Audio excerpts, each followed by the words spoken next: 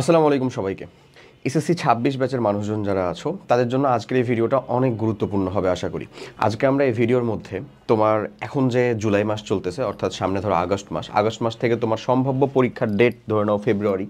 হ্যাঁ, সো এর মধ্যে তোমার সিলেবাসটা কমপ্লিট করার কোন সময়ে কতটুকু কমপ্লিট করতে হবে, তোমাদের সামনে স্ট্রাগলগুলো কী কী আছে যেগুলো সম্বন্ধে তোমাকে আগে থেকে জেনে থাকতে হবে। প্লাস তুমি যদি সায়েন্সের গ্রুপের মানুষ হও তাহলে কীরকমভাবে তুমি আসলে সিলেবাসগুলোকে শেষ করতে পারবা, এখন থেকে চাইলেও কীভাবে কমপ্লিট করতে পারবা, সেটা তোমার যত পার্সেন্টই কমপ্লিট হয়ে থাকুক না কেন।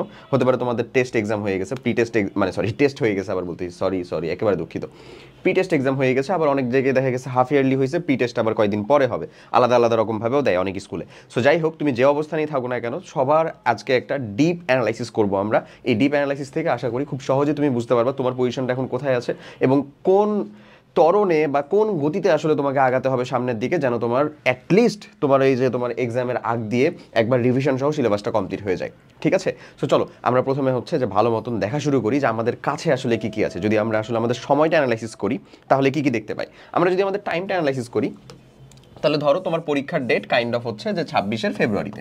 ওকে, এখন আমাদের রোজার একটা বিষয় আসছে, রোজার আগেও হইতে পারে পরেও হইতে পারে, ব্যাপারটা এরকম। তো ধরো যদি আসলে রোজার পরে হয়, দ্যাটস টু মাচ অ্যাডভান্টেজ তোমার জন্য, সেটা তোমার জন্য একটা অ্যাডভান্টেজিয়াস বিষয় হবে।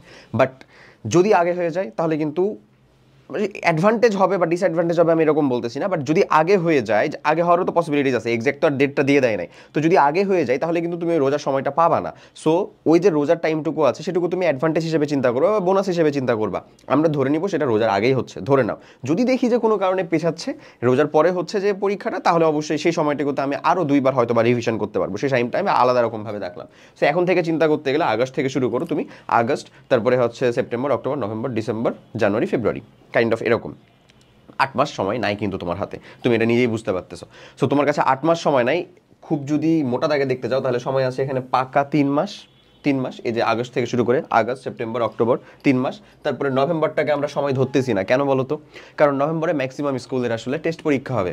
এই যে তোমার টেস্ট পরীক্ষা, আবার কারো স্কুলে যদি প্রি টেস্ট পরীক্ষা হয়, এই যে এক্সামগুলো না তোমার জন্য ডিস্ট্রাকশন কাইন্ড অফ।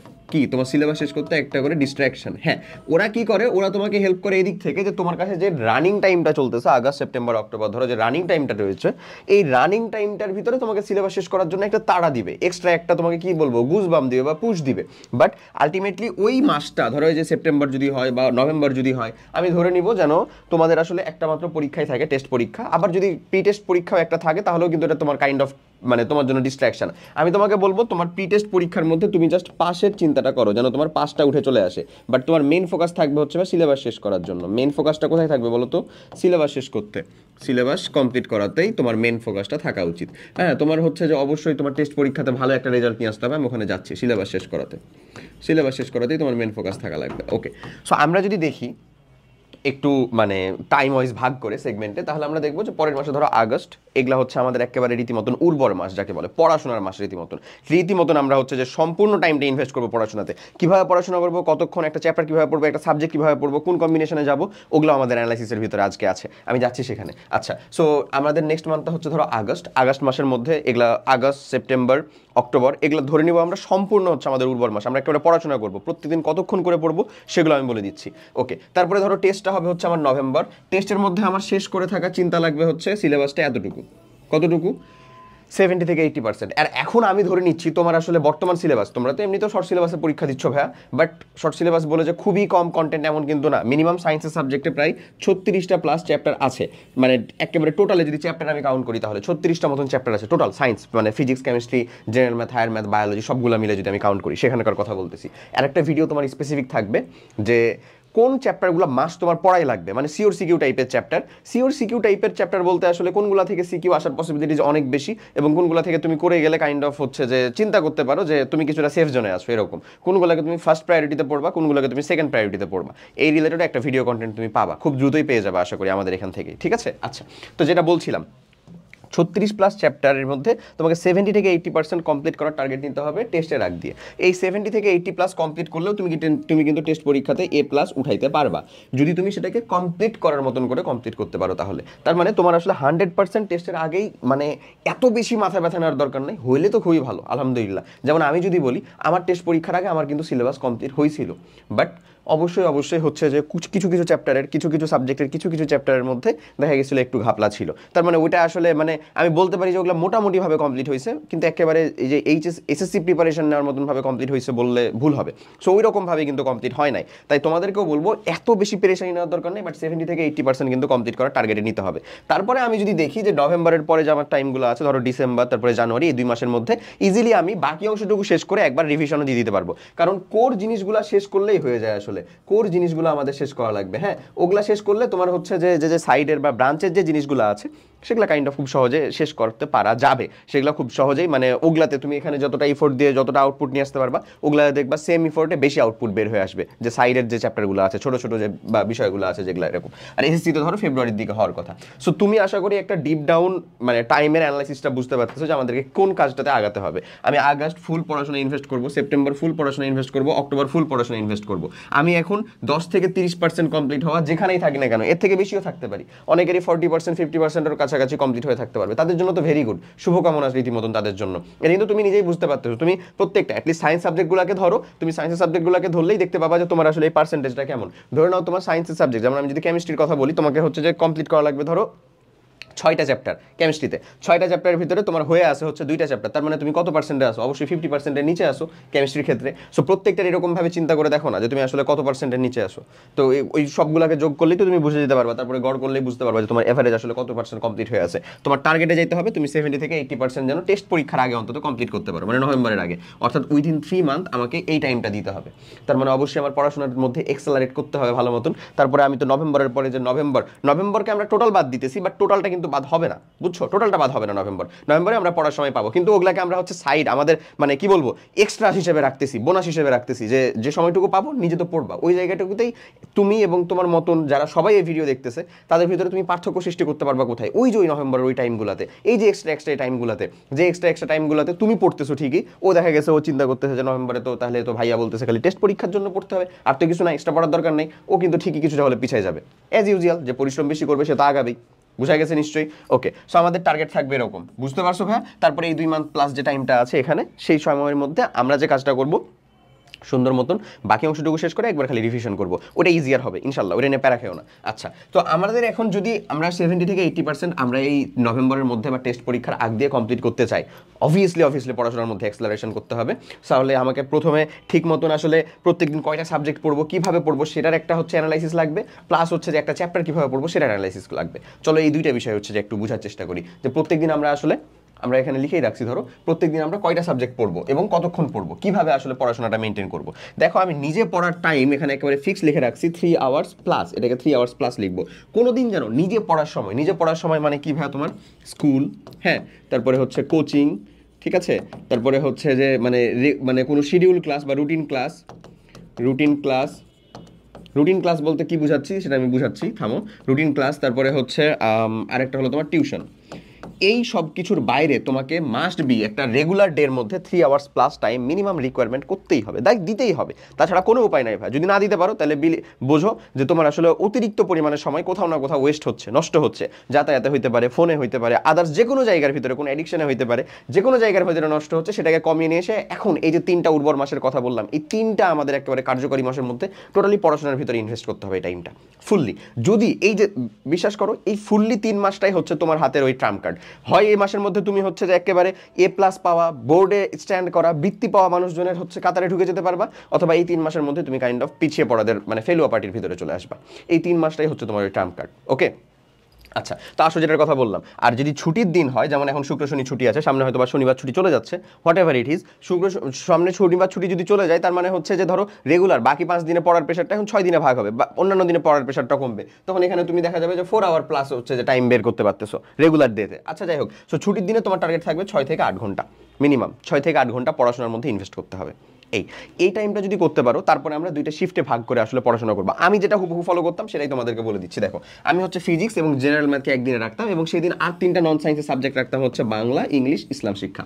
এই 3টা কিভাবে পড়তাম, আমি চেষ্টা করতাম হচ্ছে, যেহেতু আমার সকালবেলায় হচ্ছে যে পড়াশোনাটা করতে একটু কঠিন হইতো, তাই আমি হচ্ছে প্রথমে স্কুল সব কিছু কমপ্লিট করে এসে বিকালে এসে হালকা একটু রেস্ট করে সন্ধ্যার আগ থেকে পড়াশোনা শুরু করতাম। সন্ধ্যায় প্রথমে একটা ফিজিক্সের সাবজেক্ট পড়তাম, হ্যাঁ, ফিজিক্স বা কেমিস্ট্রি, মানে প্রথমেই একেবারে শুরুর দিকেই ফিজিক্স বা ম্যাথের কোনো একটা প্রথমেই পড়তাম, তারপরে সেটাকে নিয়ে নিতাম হচ্ছে আবার মধ্যখানে এদেরকে বাংলা, ইংলিশ, ইসলাম, এই তিনটা আমি মাত্র ভাই 1.5 ঘন্টা টাইম দিতাম, 1.5 আওয়ার্স, 1.5 আওয়ার্স, ঠিক আছে, 1.5 ঘন্টা সময় দিতাম, মানে আধা ঘন্টা করে। এবং বিলিভ মি, দিলেই পসিবল, ইম্পসিবল না, চাইলেই তুমি আধা ঘন্টা ইনভেস্ট করে এখান থেকে ভালো একটা ফলাফল বের করে নিয়ে আসতে পারবা। তারপরে চলে যেতাম আমি ম্যাথে, এটা ধরো 1 ঘন্টা, এটা ধরো হচ্ছে 1 ঘন্টা, এখানে ধরো 1.5 ঘন্টা, ওভারঅল তোমার কাছে মনে হতে পারে যে 3.5 ঘন্টা চলে যাচ্ছে, তাই না?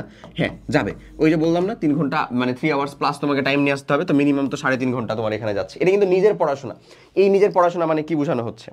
বোঝানো হচ্ছে, ধরো আমি যেরকমভাবে বুঝাবো যে, ধরে নাও তুমি একটা নতুন কিছু জিনিস শিখতেছো, নতুন একটা চ্যাপ্টার পড়তেছো, এই নতুন চ্যাপ্টার পড়ার অ্যাপ্রোচ তোমার কাছে জাস্ট দুইটাই হতে পারে। এক, তুমি হয় যে স্কুলে পড়তেছো, স্যার পড়াচ্ছেন, ওটা নিজে এসে বাসায় প্র্যাকটিস করতেছো, নিজে শেখার চেষ্টা করতেছো ওইটা, অথবা তোমাকে অথবা টিউশন বা যে স্যার, কোচিংয়ের স্যার অথবা বাসায় যে স্যার এসে পড়ান, উনি তোমাকে পড়াই দিচ্ছে, তারপরে সেটাকে শিখতেছো। এটা তুমি কিন্তু উনি যখন পড়ায় তখন কিছুটা শিখো, বাকি কিন্তু অংশ শিখো, বাকি বা ম্যাক্সিমাম অংশই শিখো আসলে যখন নিজে প্র্যাকটিস করার চেষ্টা করো, সেটাকে নিজে যখন সেটাকে পড়ার চেষ্টা করো সেটাতে। তো তোমার এটা কাজ হয় ওই রকমভাবে হইতে পারে, অথবা সব থেকে গোছানো হয় যদি তুমি, যেমন আমাদের অনস্টপ একাডেমিক প্রোগ্রাম চলতেছে, মানে চলতেছে বলতে অলরেডি রানিং, এটা আছেও, চলতেছে, হিউজ সংখ্যক মানুষজন তোমরা যারা যুক্ত আছো তাদের জন্য খুব ভালো মতন মিলে যাবে, তারা ভালো করে শোনো। সেটা হচ্ছে, তোমাকে তো বাসা থেকে টিউশন আর দেওয়ার কিচ্ছু নাই, তুমি তো আরামসে এখান থেকে কমপ্লিট করতে পারো। ধরে নাও তুমি ওই আমাদের বল যে চ্যাপ্টারটা ফিজিক্সের, সেই চ্যাপ্টারটাকে কমপ্লিট করতেছো, এখানে তুমি দেখতেছো যে 4টা লেকচার আছে, 4টা লেকচার আছে, তাহলে তুমি চিন্তা করবা যে ফিজিক্স যখন পড়তেছো তখন 4 দিনে 4টা ফিজিক্সের লেকচার কমপ্লিট করবা। এটা কিন্তু তুমি ওই যে ম্যাথ, বাংলা, ইংলিশ, আইসিটি সব কিছু একসাথে পড়ার পাশাপাশি করতেছো, এটা কিন্তু শুধু ফিজিক্স পড়তেছো এরকম না। 4টা লেকচার 4 দিনে কমপ্লিট করবা, একদিনে একটা লেকচারের টার্গেট রাখবা, যেই লেকচারটা তুমি কমপ্লিট করতেছো ওটা অবভিয়াসলি তুমি নিজে নোট করে কমপ্লিট করতে থাকবা। তো বিলিভ মি, তাহলে তুমি মানে অবশ্যই এটা মানতে বাধ্য হবা যে তোমার আসলে আলাদা রকমভাবে কোনো টিউশন নেওয়ার দরকার নেই। স্কুলে বা কোচিংয়ে স্যার যেরকমভাবে এক্সাক্ট পড়েছে, তুমি অনলাইনেও এক্সাক্ট সেম জিনিসটাকেই পড়তেছো বা দেখতেছো, ওই জিনিসটাই তুমি সুন্দর মতন শিখে ফেলতে পারতেছো। ঠিক আছে, 4টা লেকচার 4 দিনে করলে আর একটা চ্যাপ্টারই কমপ্লিট হয়ে যাচ্ছে। সো তোমার যদি দেখো যে তোমার আসলে 4টা চ্যাপ্টার, মানে ধরো টোটালে হচ্ছে 8টা চ্যাপ্টার, 3টা চ্যাপ্টার কমপ্লিট হয়েছিল, এখন 4টা চ্যাপ্টার কমপ্লিট হয়ে গেল, তাহলে তোমার ফিজিক্সের তো 50% ডান, তোমার টার্গেট কি থাকবে 80% ডান করাতে, মানে 6টা চ্যাপ্টার, আর 2টা চ্যাপ্টার কমপ্লিট করাতে হবে। তার মানে আর 4 দিন, আর 4 দিন, আর 4 দিন, 8 দিন, মানে ইন টোটালে 12 দিনের ভিতরে তো তুমি তোমার হচ্ছে যে 80% পৌঁছে যেতে পারতেছো ফিজিক্সের, পারতেছো না? সো অ্যাজ ইউজুয়াল এটা ম্যাথের ক্ষেত্রেও প্রযোজ্য, বাংলা, ইংলিশ, ইসলামের জন্য প্রযোজ্য। আমি এটাকে রাখতাম হচ্ছে শনি সম্বুধ, এই 3 দিন পড়ার জন্য, শনি সম্বুধ। এবং তুমি যতই চেষ্টা করো না কেন, কোনো দিন কোনো বাড়ি দেখা যাবে না যে শনি সম্বুধে তুমি একেবারে যেটা ভাবছো সেটাকে একবারে হুবহু টাইম ওয়াইজ কমপ্লিট করতে পারতেছো। দেখবা কুছ না কুছ তো ছুট জায়গাহি বানি, যেরকম বলে না, তো ওই রকমই আসলে কিছু না কিছু তো ছুটে যাবেই। যে জিনিসটা ছুটে যাবে ওটার জন্যই তোমার হচ্ছে মহামান্য শুক্রবার আছে, শুক্রবার আছে। এই শুক্রবারে আমার যখন কোনো কিছু ছুটতো না তখন আমি সব থেকে বেশি টাইম ইনভেস্ট করতাম রিভিশনে এবং হচ্ছে রীতিমতন এক্সাম দেওয়াতে। এক্সাম কই থেকে দিব, আমার কাছে খুব সহজ হিসাব ছিল যে কোচিংয়ে যে এক্সাম দেওয়া যেত, কিন্তু ওরা চাইলেও হচ্ছে যে একাধিক এক্সামে পার্টিসিপেট করা যেত না, আলাদা আলাদা যেহেতু সবগুলো কোচিং ছিল। বাট অনলাইনে তোমাদের এই আশীর্বাদ একটা রীতিমতন, সেটা হচ্ছে যে তুমি চাইলেই ফিজিক্স, কেমিস্ট্রি, ম্যাথ, বায়োলজি একদিনে চাইলে 4টা এক্সাম দিতে পারো এবং ঘরে বসে থেকে নিজেকে হচ্ছে সুন্দর মতন জাজ করে ফেলতে পারো। তোমার টাইমিং কতটুকু যাচ্ছে, তুমি কয়টা ঠিক করতেছো, কয়টা ভুল করতেছো, A to Z রীতিমতন ওখান থেকে আসলে কি আউটপুট বের করে নিয়ে চলে আসতে পারো। সো আমরা মানে এই জিনিসটা আসলে মানে তোমরা বুঝতেছো না কতটা বড় ব্লেসিং, কাইন্ড অফ লিটারেলি ভাই। অ্যাটলিস্ট আমরা যখন ছিলাম তখন তো এরকম এত ফ্রিকোয়েন্ট সুযোগ সুবিধা ছিল না।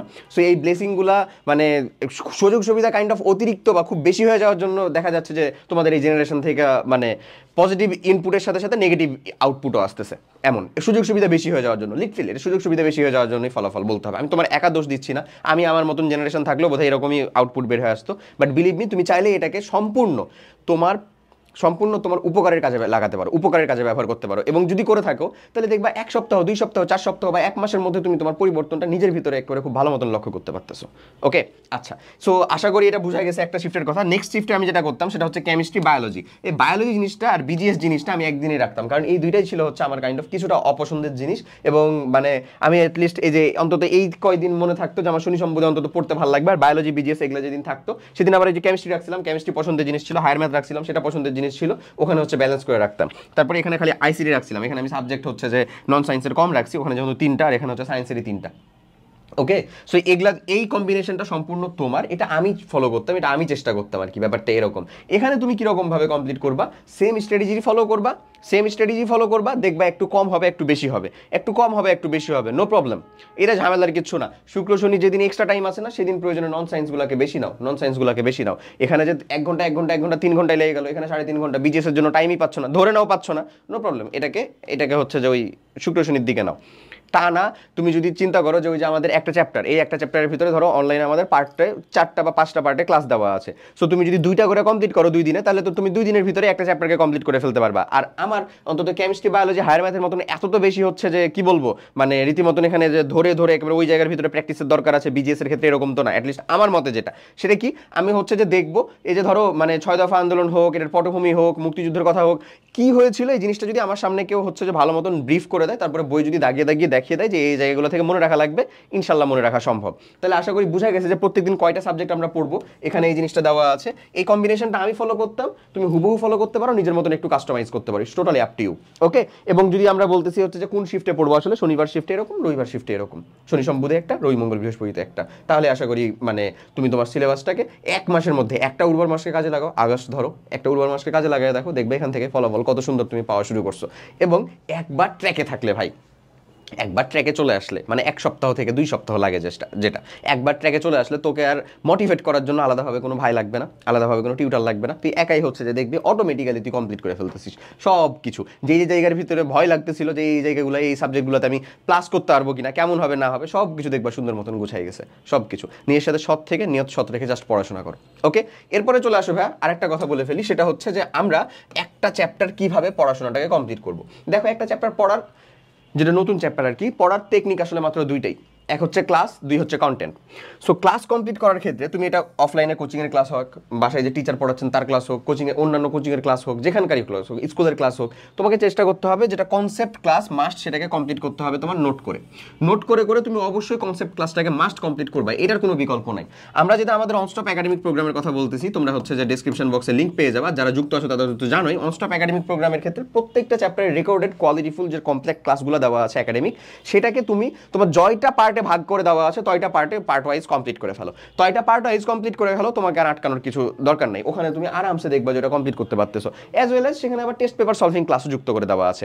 সো তোমার কনসেপ্ট ক্লাস কমপ্লিট করার পরে সেকেন্ড যেটা কাজ, সেটা হচ্ছে বোর্ডের কোশ্চেনকে মাস্ট কমপ্লিট করতে হবে। বোর্ড কোশ্চেন প্র্যাকটিস না করে গেলে তুমি খুব ভালো থিওরি বুঝো, তুমি উত্তর করে আসতে পারবে না। ওই জায়গা থেকে যে জায়গাটা তুমি পড়ে গেছো, এই যে চাপের এইচ রোজিস যে সূত্র পড়লা, যে পানির কোন বিন্দুতে চাপ কত হয়, তুমি যদি আসলে সেটার অ্যাপ্লিকেশন না জানো, যে সেটা আসলে কিভাবে কোশ্চেনে অ্যাপ্লাই হয়, লাভ নাই, উত্তর করে আসতে পারা যাবে না ভাই, অনেক কঠিন হয় উত্তর করে আসা। সো বোর্ড কোয়েশ্চেন প্র্যাকটিসটাও সাইমালটেনিয়াসলি সেম ভাবে গুরুত্বপূর্ণ। এখন বোর্ড কোয়েশ্চেন প্র্যাকটিসের ক্ষেত্রে একটা মনে হয় যে কতগুলো প্র্যাকটিস করবো, এত এত কোয়েশ্চেন, কোনটা প্র্যাকটিস করবো, কোনটা ধরবো না ধরবো। একটা বেসিক টেকনিক বলি, আমি ফলো করতাম এটা, হয় 550 না হলে 10-100।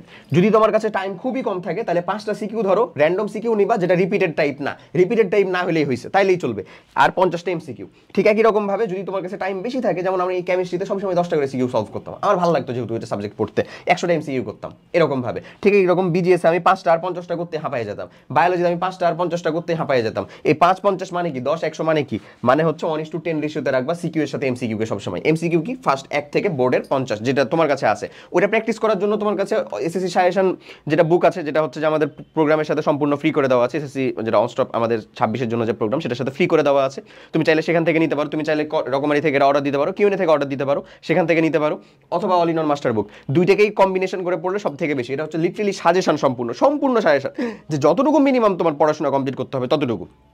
আর অল ইন ওয়ান মাস্টার বুকের ভিতরে এই যে সিকিউ আর এমসিকিউ প্র্যাকটিস করার জন্য এক্স্যাক্ট কম্প্যাক্টভাবে যতটুকু তোমার দরকার ততটুকু দেওয়া।